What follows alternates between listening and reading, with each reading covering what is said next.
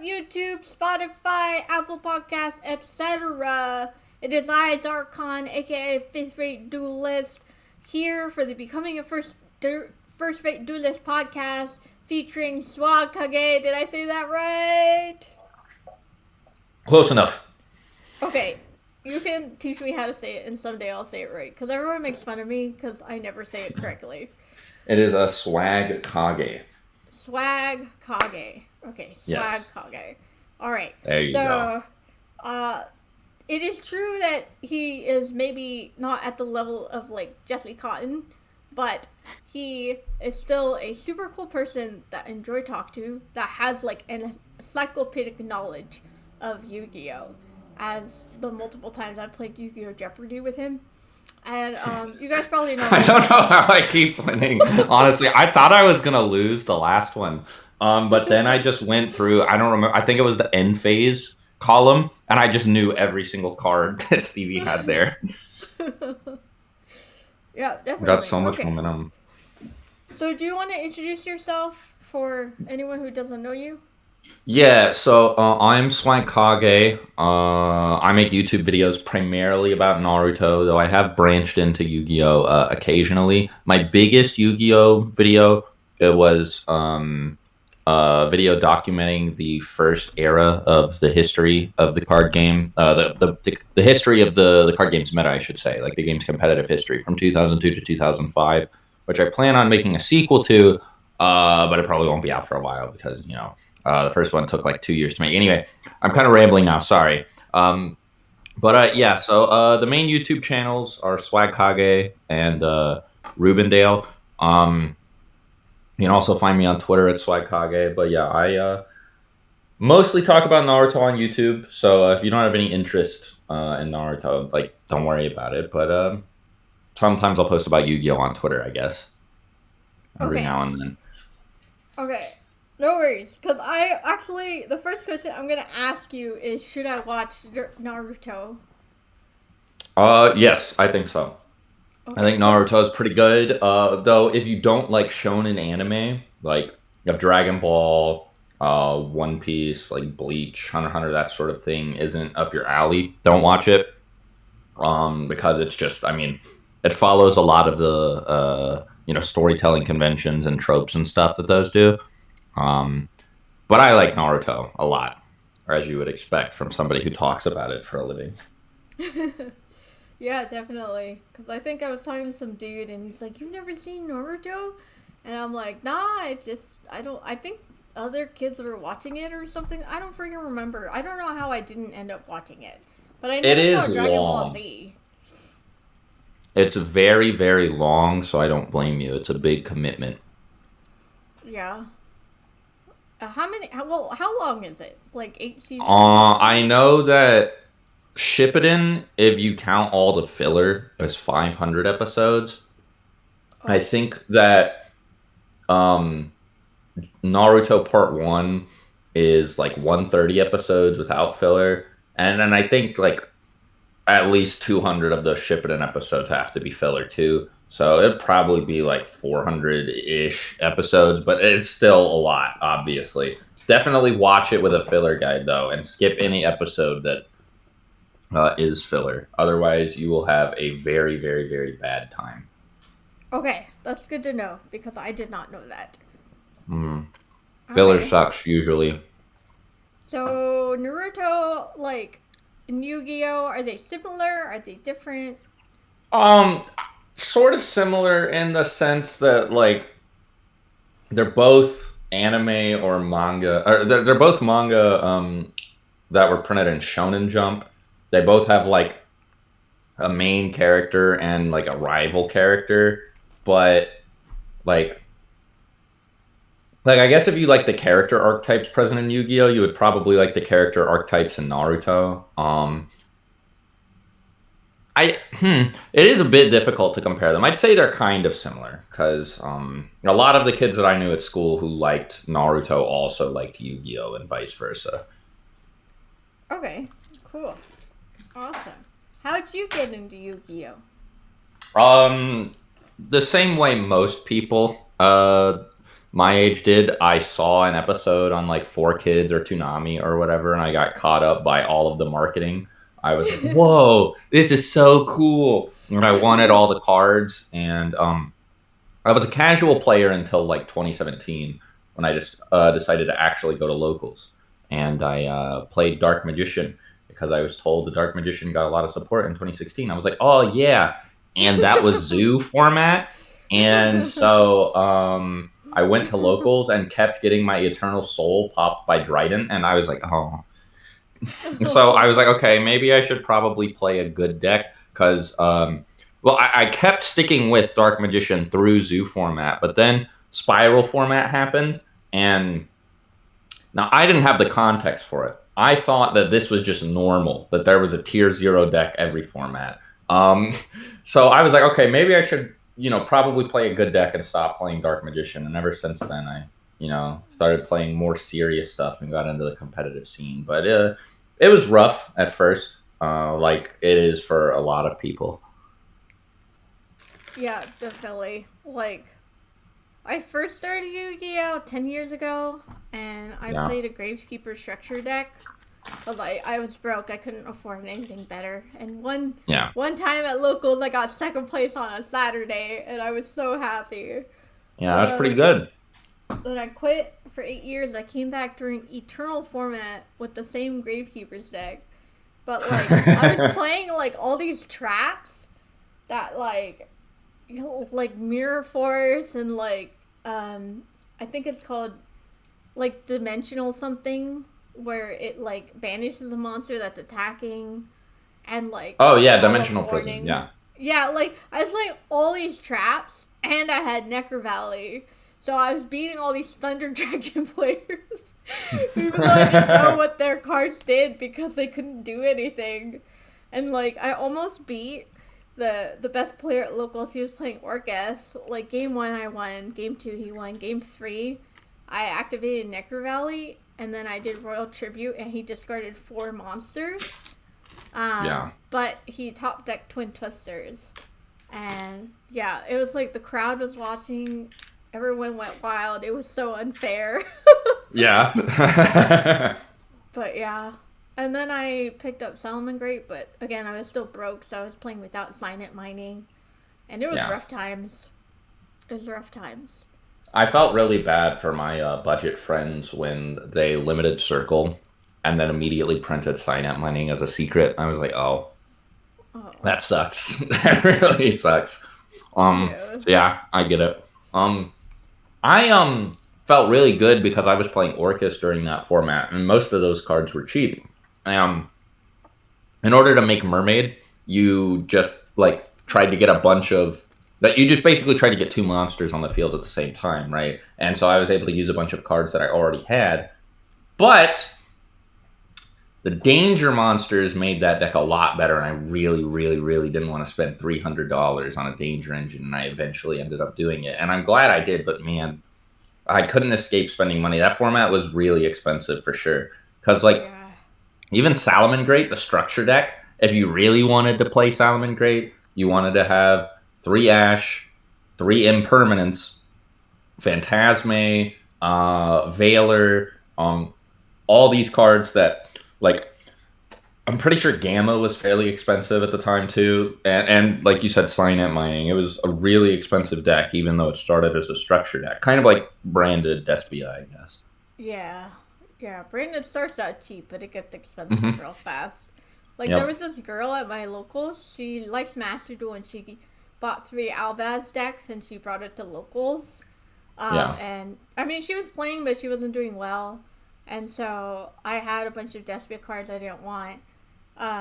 And then I was like, well, how much do you want to spend? Because I can sell you my cards for like 70% or something. And she's like, oh, maybe $20. And I was like, you can just have my Alibert. Like, it's fine. And, Yeah. but the sad thing is that, like, there was like a platoon of dudes that was just following her everywhere. So I think she got weirded out because I haven't seen her since. Yeah, I don't blame her. Yeah, she was really nice. Type of thing. That's her mistake, though. You gotta just, like, be like me, don't smile, stone cold, beat everyone with a no Yeah, one talks make to sure me. nobody wants to approach you if you're a girl. Yeah. It's quite effective.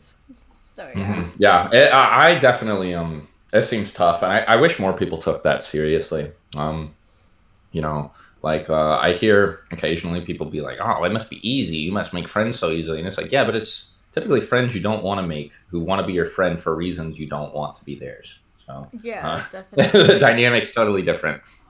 Yeah, it's not like friends like let's hang out. It's like friends like date me. Yeah, Take this exactly. card and date me. I'll give you Yep. free stuff if you date me. Yeah, very annoying. Yeah, definitely. Let's see. So, are you more like a Master Duel person or a TCG person? I mean, I'm more of a TCG person, but obviously Master Duel is like easier to play because you don't have to go to locals. Before Master Duel, I played Dueling Book a lot, but I did go to locals and stuff. I day two'd YCS Charlotte. Nice. Um, I've been to a couple regionals, but I don't have any tops. I feel like now this is going to be the most like you probably hear this a lot from people.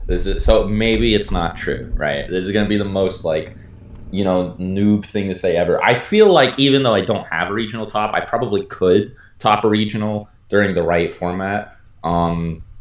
But like, I think 2019 or 2020 was going to be my year. I'm really sad that COVID happened. Or like, obviously COVID sucked, right? I shouldn't say that I'm really sad that COVID happened just because of Yu-Gi-Oh. But as it pertains to Yu-Gi-Oh, I had been asking for Dryden to be unbanned forever, like forever and ever and ever and ever. Because even though I hated Zoo when I first came back to the game, I messed around with the cards later. After all the bans, and I was like, wait, this deck's really fun. So I wanted them to unban Zoo because I thought it was fine, and they did. And then before you could actually go back to locals or to any in-person regionals or YCSs or whatever, Dryden got banned again, and I was so sad. It was despair. I was like, oh no, man. And that was Oh. another case where I was playing like a really cheap deck because the Zodiac cards were not expensive, and I waited for Eldritch to get reprinted because I was playing Zulich, which I think Oh. was like that deck was really fun. Like normal summon Ram, activate Cursed Eldland, nothing better in the whole world. But then they banned Dryden, and so I switched to Drytron because I already had all those cards. But while I feel good with Drytron, I didn't feel as good as I did playing Zoo Eldritch just because I had so many different ways to control the game and interact with people. Like I feel like I could have topped a regional with it, but it's whatever. I still haven't. I plan on it, but it's like I don't know.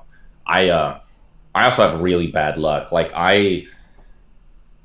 the format where like the adventure synchro format where I was like I do not want to play the game right now because I always draw bricks if I put them in my deck. Like I can't play Yeah. bricks. Every time I played Orchest, I would draw the fridge if I played like the fridge Orchest, right? The scrap golem. Uh-huh. When I tried to build the adventure deck, I would always draw Fateful, Driver, Ogre, like Dasher. Like I was just like, bro, I can't play these engines. And then when you go to a regional after preparing and getting up early, it sucks. So I like formats like the one where we're currently in, where you can play something like Sprite and not have to worry about bricking. Like even if you draw Dupe Frog, it's not super bad. So, um, Yeah, you know, definitely. I like yeah, Sprite. I think it's better than Tier, but I just like Tier, so yeah, that's why I play it. yeah. I like Sprite because I think the dudes look cool, and I also really like frogs. Oh, nice. That's a good Yeah. reason. Hmm. Yeah, I went to the locals like right when that set come out, and Yeah. there was this dude that had like a Toad Field Center, and he had like Toad mat and like Toad sleeves, and I was like, damn, you must be really happy. And then he freaking like activates Hobness on my turn. I was like, whoa, you baited me. I was like, that's a Yeah. lot of dedication to Yeah. like I mislead the I opponent.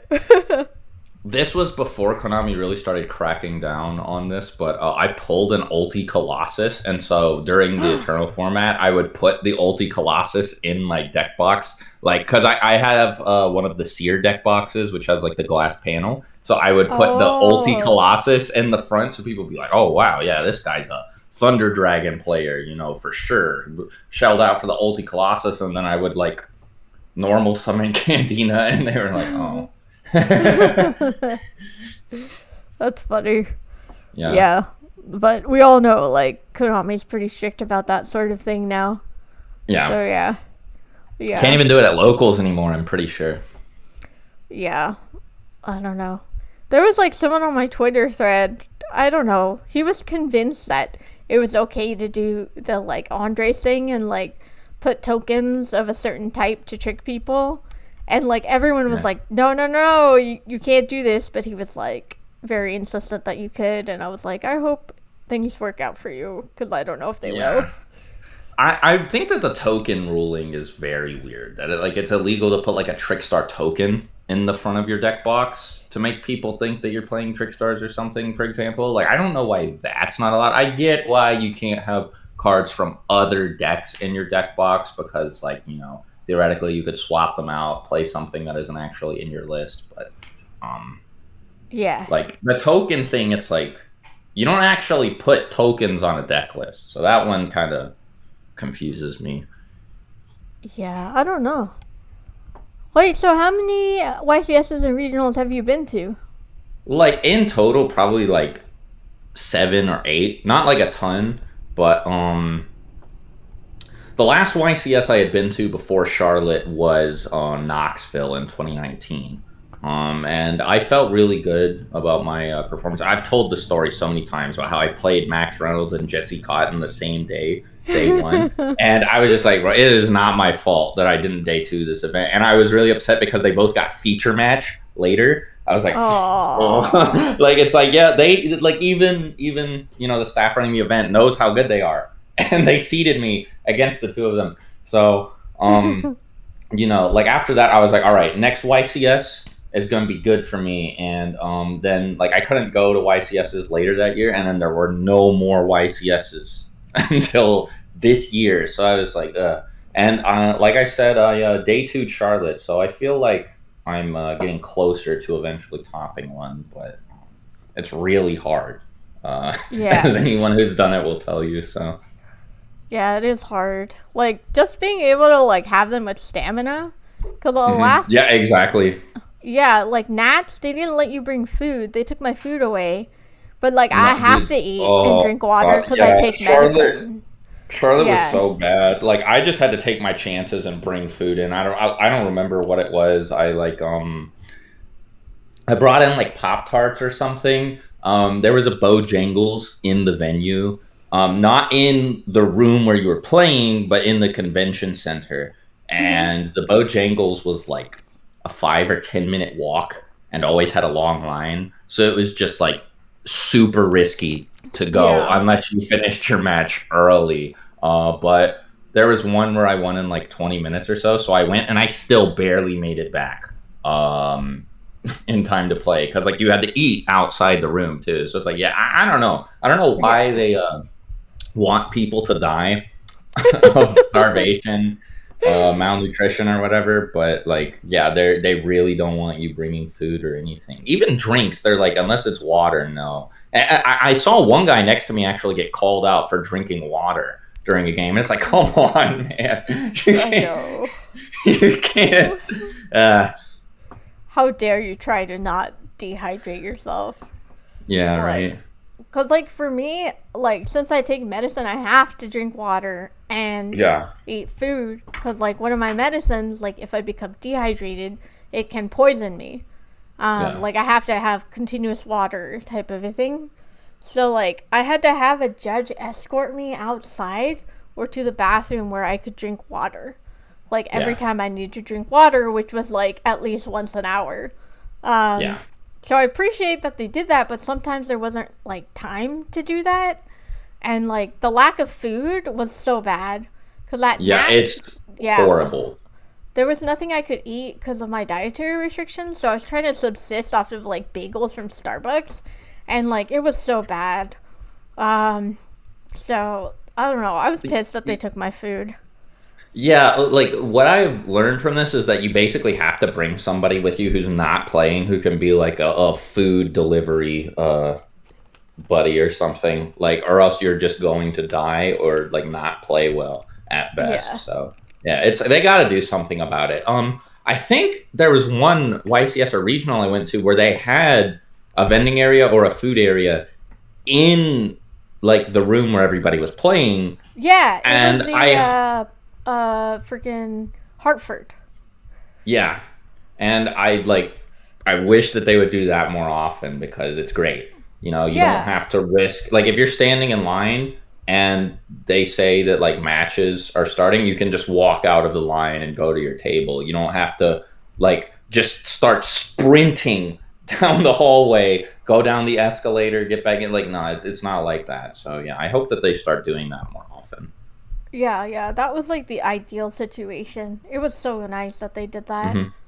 So I Yeah, don't know why they can't just like coordinate it to have like real food available right outside the door. Um, exactly. but I don't know, like for people who like need to eat and drink water but don't have like a tangible medical reason, I don't think it's fair that they don't get to drink any. Um, like yes, it's I have to, otherwise I will die. But like Yeah. just because you aren't gonna die of like not drinking water doesn't mean that you shouldn't get to drink water. Yeah, I agree But with that. I don't know, because when I talk to them about it, they're like, "Oh, it's not our choice; it's the venue. The venue said no food or drink," and I'm like, That's "Really?" weird. That's Yeah, really weird. That is bizarre. but it's like, why is every venue that's held a YCS like event have the same rule? Like, Yeah, that's that just doesn't make a any little sense to me. sus. Yeah. Um, the judges at Charlotte were just like really strict in general too. Like there was this one guy who for some reason, like when he uploaded his deck list online, it didn't have an extra deck, and he wasn't playing like Draco or something. He was playing the synchro pile. So it's like Oh. you guys have to let him fix this. Like he paid for a plane ticket to fly out. Like come on, this was obviously a mistake. And eventually they did, but he had to like really, really, really work for that to happen. And I was playing Drytron, and I submitted my deck list online. The last card in the list was two copies of Prep, and then when I looked at the deck list, Prep wasn't there, and I was like, so I went up to the judges and I was like, "Is there anything you guys can do about this?" And they were just like, "Well, I mean, if you forgot to add it," I was like, "No, I did not forget to add it. I'm pretty sure there was a bug when I submitted my list, and it cut the prep out. I can show you the Neuron deck list with like I don't remember if Neuron keeps track of like when you edited it or whatever. Um, but like if so, they probably would have asked me to show them like a time log or something. But anyway, I showed them the Neuron list that I copied, which was exactly the same card for card, except it had two prep in it. And I was just like, look, this is literally all I want to change. I am playing a ritual deck. Please don't make me play this whole event without prep in my list. And one of the judges was really cool. He was like, okay, and he went and talked to like the head judge behind him and was like, yeah, like what can we do about this? Like this guy, like it's not like he's trying to change his whole list. He's just trying to add to prep. It sounds like it was a bug. And the guy comes up to me and he says, well, okay, we can't let you do anything about it, but Konami is doing a survey, like a feedback survey. So give them your feedback on the survey, and that can be really helpful. I was like, I am here What? at the YCS right now. Like, come on, how are you going to look me in the eye and say that to me? I still day two'd with no prep in my Drytron list. The only ritual search card I had was it was Chaos Space, which I was playing as like I don't know if you know about like the Battle Lord tech that Tatsum was doing, where you Yeah, would play yeah. like yeah. Okay, so you would use like Chaos Space to either search for him or for like Ben 10 or whatever, and Mhm. that card is made a lot better if you have prep to search for any level 7 or lower ritual monster, but they said nope, you can't play it. So I was like, okay. And again, I still made day 2, so I'm happy, but that sucked. That was really, really, really frustrating. And I just heard of all sorts of other crazy stories that went on that day with like stuff like that. So, Yeah, it's pretty nuts. Like, I don't hmm know. I can't like bash Konami because they've definitely helped a lot with like my accommodations and stuff. But yeah, you know, again, it's like if someone doesn't have a medical reason, then it seems like they're out of luck. yeah, Um, exactly. type of a thing. And then yeah. It's I mean it's stuff that they can fix, and I know that a lot of it is out of their hands. So yeah, I don't like hate Konami for it or anything, but it is not pleasant to go to events for some of these reasons. Yeah. Yeah, definitely. So, I don't know. Like I hope that Konami like takes our feedback. I Yeah. think they're on Twitter because they ban people because of Twitter, so I think they're on Twitter. But like Yeah. I don't know what's up. But yeah. I don't know. But there are a lot of good people. Like Pheromone is like some judge mentor. I don't know his real name. But like he's a really chill guy. Um but yeah, I don't know. I'll just never forget that Judge Call and Nats that I lost. I'll never forget it. And I'll never stop being Yeah. bitter about it. So Yeah, yeah, wait, what was the judge call again? so basically I said battle phase before time was called, and my opponent said I said it was after time was called. And Yeah. they ruled, and it went to the head judge. They ruled that I said it was after battle, or not, sorry, after time was called. So Yeah. I was like, but how do you know that? Like, you weren't there. Like, and like, when I'm agitated and like frustrated, like, okay, let me put it this way. There's a reason that I always lose at Among Us. Is that like, even when I'm being honest, I sound sus and I get voted Yeah. off. Like, so I'm not the most compelling person, especially if I'm like flustered. So anyone who sounds more convincing than me can win, but that's not how you should like rule a judge call. It shouldn't be based on freaking like who seems to be the better like imposter or whatever it is. It's just Yeah. like yeah, I but I don't know. so I was really tempted to like appeal my game result with Max Reynolds because it came down to that exact situation. Mhm. And I like Max. He seems cool, but I'm still very, very bitter about this because he said battle phase after the judge leaned over to him and said there's 1 second left or 2 seconds left in time. And then he Mhm. goes battle phase. And if I remember correctly, this was unprompted that the judge said this. And I was like, I really wanted to say something, but I was like, I don't know. I feel like because it's like another judge that did it. I feel like they're just not going to side with me, and this is like a player, so I dropped it. But man, I was mad about that for months. I was like, oh, I could have day 2 this event, probably topped because I was really confident in my deck, and I was, oh man. So yeah, I know how you feel. I am Yeah. still mad about that to this day. Yeah. And it's like, I don't know. I have to say, like, maybe there's a world where I thought I said it, uh, but I ended up saying it after, but that's not what I remember at all. Yeah, But, like, my no, that opponent was so convinced about it that I couldn't even say he was lying. Like, I think he genuinely believed that I said it afterwards. So it was just like yeah, a weird impasse, if that makes sense. yeah. I agree. No, I get it. It's the same thing with like I don't blame Max for that. But I'm really mad at whoever the judge was that leaned down because the judge like high fived him afterwards. I was like, all right, bro, okay, Yeah, that's okay, sus. dude. That's Yeah, that was super like sus. mega sus. I was like, okay. Yeah, I would have said something, but I don't know if Yeah, you would have won. yeah, that's the thing, But and it I didn't want to was get in trouble. yeah, that's the thing. And it's like it's very intimidating to go against like a very good player, a well-known player Uh-huh. type of a Yeah, thing because like also it's sort of like if someone else hears about it and they hear about the well-known player and you, it's like who are yeah, they going to believe? Like, exactly. you know, they're going to believe the well-known player. Yeah, Um and yeah, I've definitely seen it.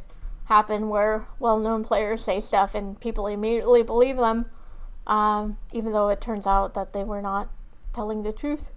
So, Yeah. what can you do? Yeah. I agree. Again, I'm not saying that that's what happened with Max. I don't think that he lied or anything. I just think that, he got a little bit of an assist call there. Yeah. Yeah. Yeah. That's just messed up. Yeah. I don't It know. was 3 years ago, though, so I did just say I'm still mad about it. I'm not, extra mad about it. I don't really care, but it sucks. Yeah, it does suck. I feel for you, type of a thing. Because, there So are how good deep judges, into... but Wait, there's sorry, go ahead. bad. Oh, yeah, there's a Yeah. lot of good judges, but there's a lot of bad judges. And there's a How lot of deep sus judges. how deep into Nats were you when this happened to you? I had 1-4. I was 4-0 when Yeah. it happened. Yeah, that sucks. Yeah. That's the worst. That probably threw you off for the whole rest of the day too. Yeah, 'Cause I that's lost the next 3, and then I was so upset. And then yeah, I signed up for Attack of the Giant card online, and then I was waiting by the sign, and I was waiting. I didn't hear an announcement, and then I asked someone, and they're like, "Oh, Attack of the Giant card is over there," because there was another place that had the sign that said Attack of the Giant card. That's where everyone was, and by the time I went there, the round was almost over. And so I just cried because I was so upset. I was like, I just Yeah. wanted to play Yu-Gi-Oh! That's all I wanted to do. And, I yeah, didn't think it was, right that they posted the same sign in 2 places. And it's like, since I signed up online, I didn't have anyone tell me where to go, the people who signed up in person. And then I ended up waiting, 2 hours, maybe 3, for an event. And, I couldn't go get food because I didn't want to miss the event, and they told me to yeah. wait. So I was starving. I did Yu-Gi-Oh! Day. I lost in the first match because I just played terribly, and I was like, "This is my Nats experience." Yeah, that sucks. That's so frustrating. Yeah, Just I don't know why spiraling. they can't have more judges. Because I heard that also happened at the YCS. It took 2 hours to get into an event. It's I just want to play Yeah. Yu-Gi-Oh! I just want to play Yu-Gi-Oh! Why is it so difficult to do this? There was a really long waiting period on day 2 for some of the events. Yeah, I was in line with Coder and DZF and MBT and some other people just waiting, and it took forever for the 3v3 to start. Yeah. Hours. Yeah. Which is weird because that one you sign up in advance. Yep. So, why wouldn't it... Giant Card started right on time, but I didn't know that, so... I don't know. Yeah. It was just weird. That's also why I didn't, immediately go to, the judge and be like, where is it? Because it's all the events were taking long, so I was like, oh, if I just wait here... Yeah, and I don't blame you. I can see your thought process there. I probably would have done something similar. Yeah, so, I don't know. I'm trying to block Nats out of my memory. But, to me, I'm not trying to bash Konami or anything like that. They're not doing a bad job. Yeah, I agree. I think Konami is doing as well as they can with these events. Yeah. A lot of people were furious. I saw so many posts and complaints about Charlotte, and I was like, well, okay, I don't think it was that bad, y'all. Calm down just a little bit. Yeah. But I get where people are coming from. But I definitely don't think it's Konami's fault, especially the food thing, like you said. Because yeah, it tracks. I know people who have worked at conventions and stuff, and the venues do dictate a lot of what event runners can and can't do. So not being able to have food, yeah, that's in line, and that sounds more like a convention center decision than a Konami decision. Yeah. Yeah. And what can they do? They probably can't just pick any convention they want to do. Yeah. So, yeah. Now, prices definitely they don't want to pay too much, right? So. Yeah. Yeah, because I don't even know if they make money off of YCSs. There's entry, but they also do give out product equal to the entry price. So. Yeah. Yeah, so I don't know. It'd be cool to like interview a Konami rep, but that's never going to happen. so, Yeah. so yeah, that's just not gonna happen. But that's okay. Yeah. So we did have a question from Twitter. Let me check what it is because I forgot what it was. But it was something about like, what would you change? Here, okay. What changes do you think Konami should make on product design to make the game more beginner friendly? Oh, so like in terms of like I wonder what they mean if it's like in terms of price value, like to get into the game more easily, or in terms of card design. Probably both. So I definitely think that cards need to be cheaper for people to play, but I mean, obviously, like they want to make money from people opening packs and whatnot. Like I do not buy packs anymore. There was a time where I bought multiple boxes of every new set. I don't do it anymore. Sometimes I'll buy a box of a new set if I'm feeling, like if I'm feeling really lucky, but most of the time I'll just buy my singles in advance. Like I bought the whole Sword Soul core, did not buy a box of Burst of Destiny. And I mean, especially now after they changed the ratios and there's like 10 secrets per set rather than 8, like the chances that you're going to get what you want are just so low that it's not worth it. So I think that like in order to incentivize people to buy product, and also in order to make it easier for people to get into the game financially, I think that they should adopt the OCG's rarity structure, where like you can have like a super rare version of a card, an ultra rare, and like a secret rare. So like you could still have like high rarity cards, but like having alternate rarities of them would like, because a lot of people would definitely spend money opening more boxes to get like let's say all the sprites were minimum super rare and maximum secret rare. I think there would be tons of people who would spend money opening boxes chasing secrets of all the sprite cards, right? Yeah. Maybe it wouldn't even out. Maybe the way that they're currently doing it is really the best way to maximize profit. But I really like the way it's done in the OCG, where a lot of the chase cards have multiple rarities. So that's my answer for like financially. I mean, I think that they're pretty good about reprinting stuff, but sometimes they're a little bit stingy. Like, they've only reprinted Droplet as a secret rare, and it's like, all right, y'all, come on, like Yeah. it wouldn't hurt to make it an ultra that people could get more easily. But anyway, as for card Wait, design, I have to pause because I have to go to the okay, bathroom. okay, that's So fine. you can keep talking, but I'll be right back. Okay, um, I don't want to finish answering the question because I want Zara to be able to respond. So I guess I'll just interact with chat. Namsu says, huge fan swag. Thank you, buddy. I appreciate it. I do what I can. Dream Dot says more structure decks. Yeah, I think I agree with that. But the problem is most structure decks are bad. And even if they contain good cards, they're almost never good standalone, right? I think the last structure deck that you could like mash 3 together of and top an event was the Dino one, and that was 6 years ago, and people thought it was weird when one guy did it. Can I lick my elbow? Says Pocket Compass. No. I also have really long arms because I'm like 6'5".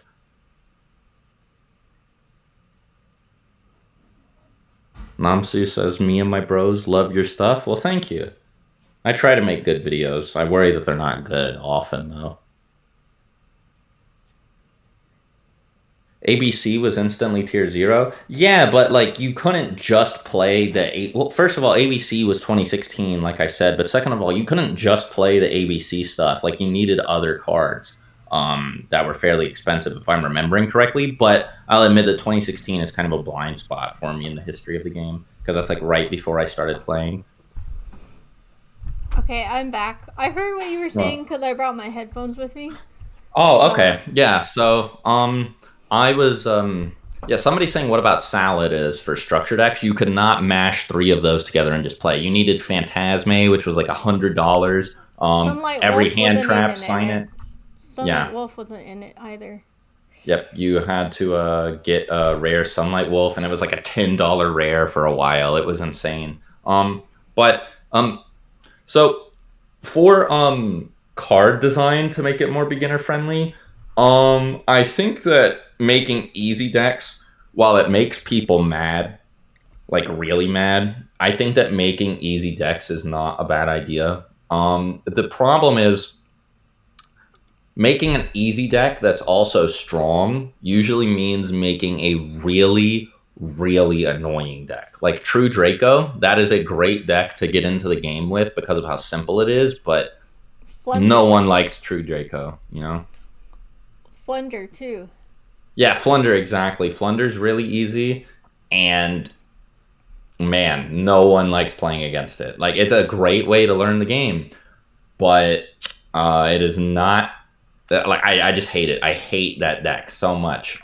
I think the main problem is that usually these decks have their game plans are like inherently unfair and obnoxious. Like Draco will just play floodgates, Flunder will just play floodgates, things of that nature.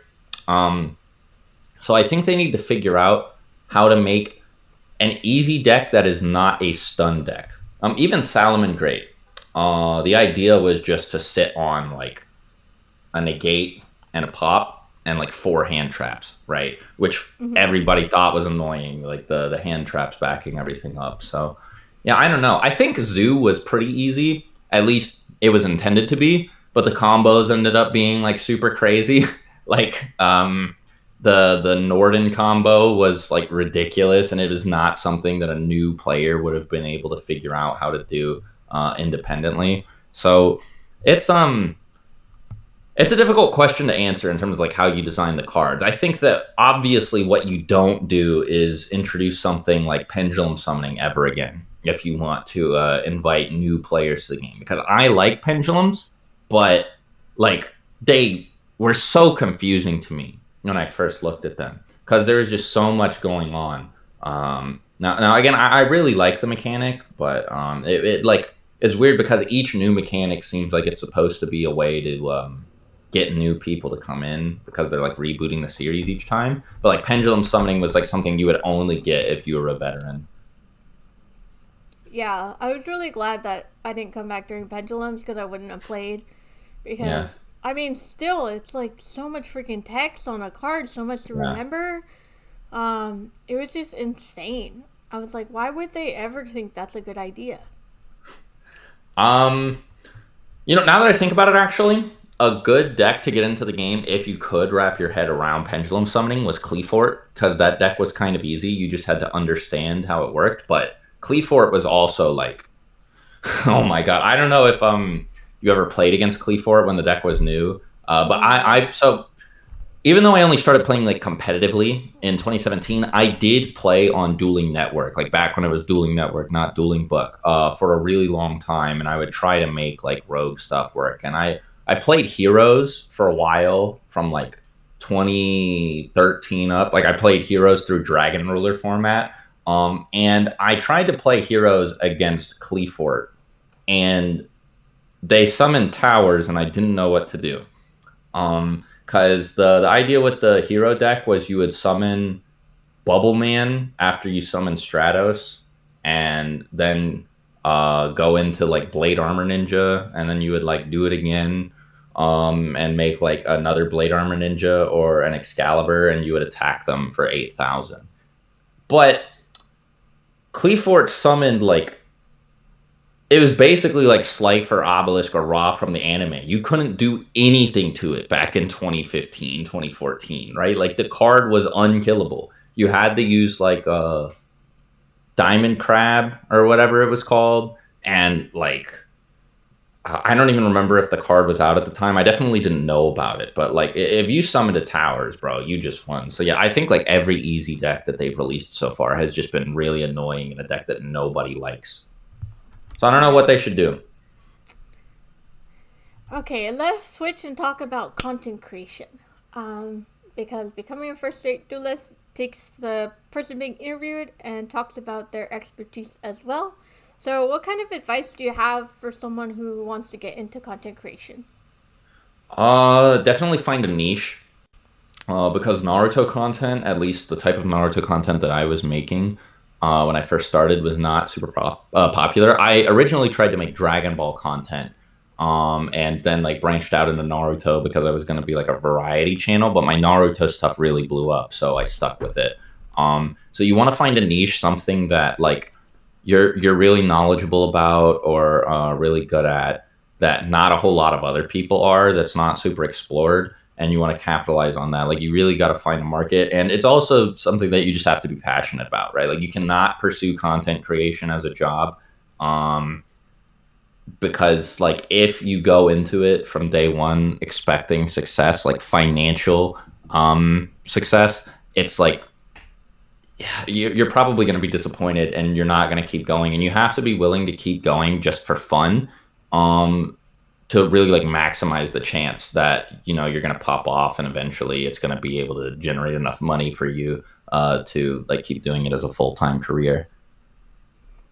Okay. How do you keep going when you experience setbacks or um reduction in numbers? for me, I was actually ready to like hang it up when I was first starting, because like I was just not getting like enough out of it, and it was taking up so much of my time, and I was like, this is a fun hobby, but I got to focus on school and stuff. But Alyssa, my fiance, really wanted me, really was really looking forward to this next video that I had. So I finished it, and it ended up being my most popular video and exploded and blew my channel up. So Oh, that was wow. how I got through it. But that was a really specific and lucky little interaction that I had there, I guess, where I don't know what I would recommend to somebody who wasn't in my exact position there.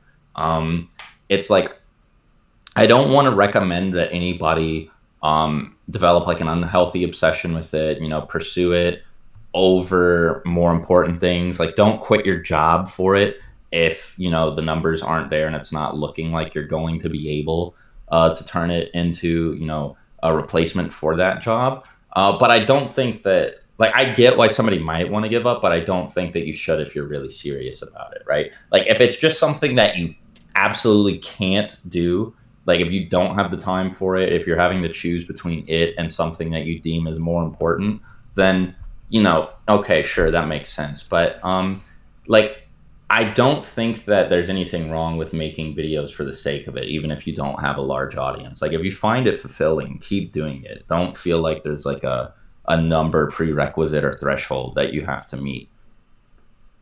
Okay. Yeah, because for me, like, everything was dope and I was growing and stuff like that, but then Master Duel came out and Yeah. then everything split between TCG and Master Duel. So my Yeah. numbers just dropped, but I wasn't interested in playing Master Duel at the time because I wanted to focus on TCG. So Yeah, I I don't blame kind you. of like didn't have anything to give on stream anymore because I wasn't like the TCG side became dominated by people like Nesh, GGYGO, people who were actually like good at the game. So if you wanted to do TCG, you would watch them, Pack 2. But then if you were a casual, you would watch Master Duel stuff. So then my numbers dropped. I didn't know what to do. And then I started to struggle with depression because something bad happened. So then I wasn't streaming as often, or I would get really discouraged that there were few people there. Yeah. That I would just quit. So then now I'm kind of in the spot where I'm trying to like build up again, but it's very frustrating because it's like, the Yeah, it's like a numbers spiral. low, and like I don't know what to do. I just feel very discouraged. No, I get it. It's I mean, I would keep back at it because if you were able to establish an audience once, then you should definitely be able to establish an audience again. But like I get what you're talking about. It's very annoying, and I had times where my channel dipped for a minute and I thought it was like the end of the world, but I was able to bounce back eventually. So I'm sure you'll be able to do the same thing. Okay. Yeah, if I can find an editor, that would help a lot. And I don't Yeah. require much editing. It's just like I need someone to like add an intro, add an outro, and maybe cut like something in the middle where I like went to the bathroom. which I'm probably Yeah. not going to cut out because I don't have an editor right now. So the Yeah. podcast is going to have to do with that. So yeah, if I can get an editor again, that will help a lot. And then once I get more views and stuff, the income will start coming in, and then that can help like fund it. But yeah, also like my cats are really expensive, so like I don't have Yeah. as much income to spare for things like editing. So that's a challenge. No, I get it. I have 4 cats, and yeah, it adds up. Oh my god, do they eat wet food or dry food? They eat, it's kind of a mix. Some of them only eat dry food. Most of them only eat dry food actually, but one of them Mm-hmm. eats wet food occasionally. Okay, yeah, I'm trying to get them on dry food because it's so much cheaper. It's Cause like so much cheaper, yeah. I spend maybe 300 to 400 a month on wet food, which is just like an insane amount. That's like having a child, and well, I mean, having a child is more expensive than that, I imagine. But like, I'm trying to get them on dry food, but they're not cooperating, and I just don't know what to do. Yeah. Possibly. I don't know either. Cause like yeah, I had a cat who really liked wet food and just wouldn't eat the dry food if that's all I put out. Like in order to pout. So yeah, I actually don't know how to solve it. Yeah, I'll see what's up. Okay, do you want to have a Master Duel? Yeah, sure. Let me boot it up. Okay, how do we find you? I could give you my friend code. Oh, I meant like for the podcast, how do people find you? Oh, I am on Twitter at twitter.com/swagkage. And I'm on YouTube at youtube.com/c/swagkage. It's just SWAGKAGE.